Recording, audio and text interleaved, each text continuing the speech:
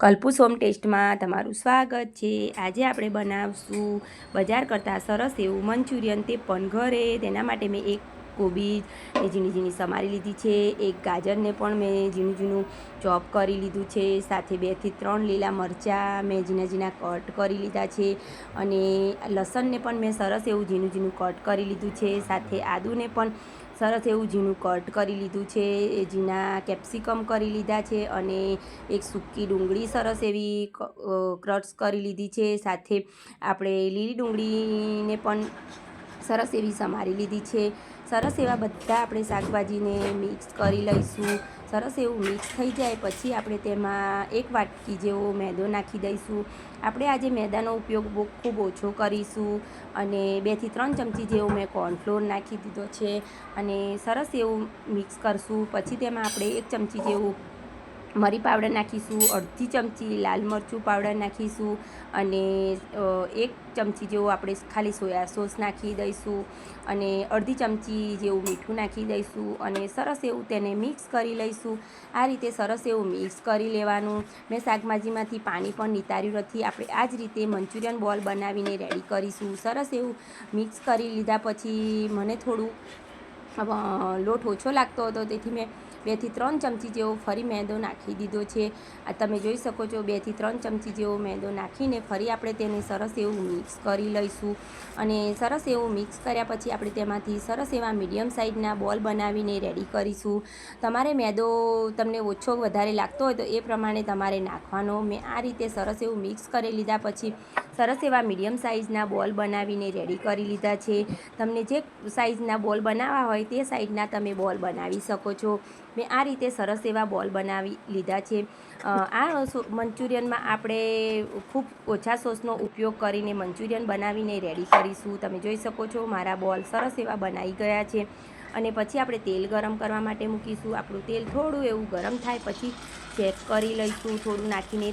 તેલ તમારે બહુ વધારે ગરમ નહીં કરવાનું, અને મીડિયમ ગેસની ફ્લેમ પર જ તમારે મંચુરિયન બનાવીને રેડી કરવાના, નહીં તો ફાસ્ટ ગેસ પર તમારા મંચુરિયન બળી જશે અને અંદરથી કાચા રહેશે।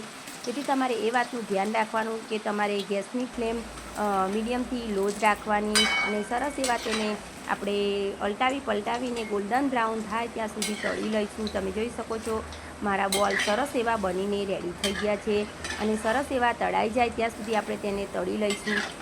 મારા બોલ મસ્ત મજાના ગોલ્ડન બ્રાઉન થઈ ગયા છે। આપણે સરસ એને આ રીતે ઝારામાં કાઢી લઈશું, અને એ રીતે મેં બધા બોલ બનાવીને રેડી કરી લીધા છે। પછી આપણે કોર્નફ્લોરનો ગોળ બનાવ્યું છે, તેના માટે 2 ચમચી કોર્નફ્લોરમાં પાણી બનાવીને ઓગાળી રાખશું, અને સાથે મેં બધા બીજા શાકભાજી પણ કટ કરીને રાખ્યા છે, તે આપણે ગ્રેવીમાં યુઝ કરીશું। તેમાં ગાજર, કેપ્સિકમ, ડુંગળી, લસણ અને આદું છે।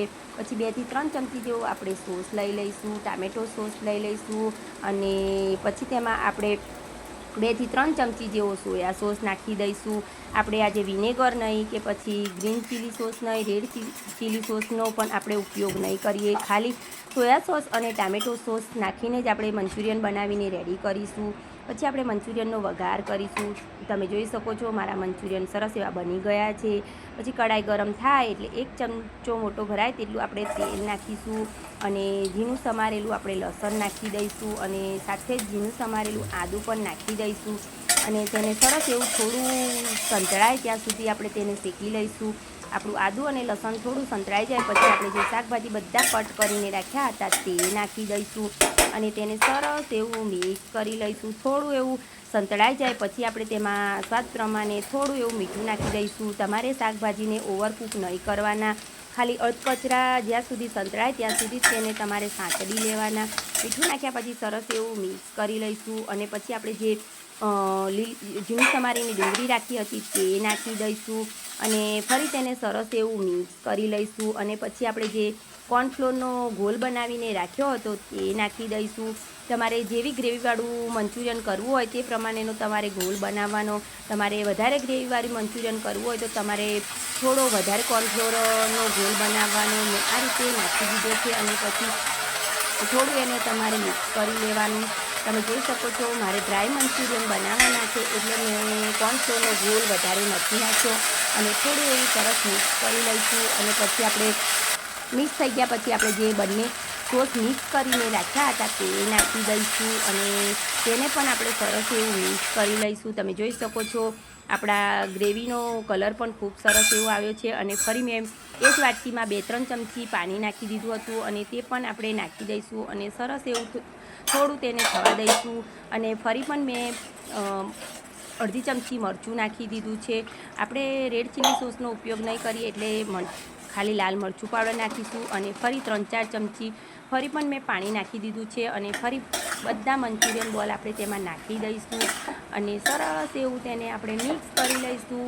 અને તમારે આ વાતનું ધ્યાન રાખવાનું કે તમારે જ્યારે મંચુરિયન નાખો ત્યારે ગેસની ફ્લેમ એકદમ હાઈ રાખવાની, તો જ તમારા મંચુરિયન સરસ એવા ટેસ્ટી બનશે. ને ઉપરથી ખૂબ એવી ફરી લીલી ડુંગળી નાખી દઈશું અને સરસ એવું તેને આપણે મિક્સ કરી લઈશું. તમે જોઈ શકો છો આપણું મંચુરિયન મસ્ત મજાનું બનીને રેડી થઈ ગયું છે.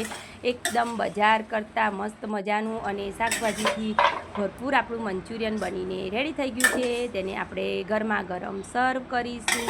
આ મંચુરિયન તમે ખૂબ ઓછા ખર્ચામાં અને કોઈપણ વધારાના સોસના ઉપયોગ વગર તમે બનાવીને તેને રેડી કરી શકો છો. ઉપરથી ખૂબ એવી લીલી ડુંગળી ફરીથી આપણે નાખી દઈશું અને મસ્ત મજાનું આપણું મંચુરિયન બનીને રેડી થઈ ગયું છે. તમે તેને ગરમા ગરમ એન્જોય કરી શકો છો, તે પણ ખૂબ ઓછા ખર્ચામાં અને હેલ્ધી એવું કારણસર આપણે મેદાનો ઉપયોગ બહુ નથી કર્યો, એકલો શાકભાજીનો જ ઉપયોગ કરીને મંચુરિયન બનાવીને રેડી કર્યું છે. તમને મારી આ રેસીપી ગમતી હોય તો મારી ચેનલને લાઈક કરજો, સબસ્ક્રાઈબ કરજો અને શેર કરજો. તમારો ધન્યવાદ. જય માતાજી.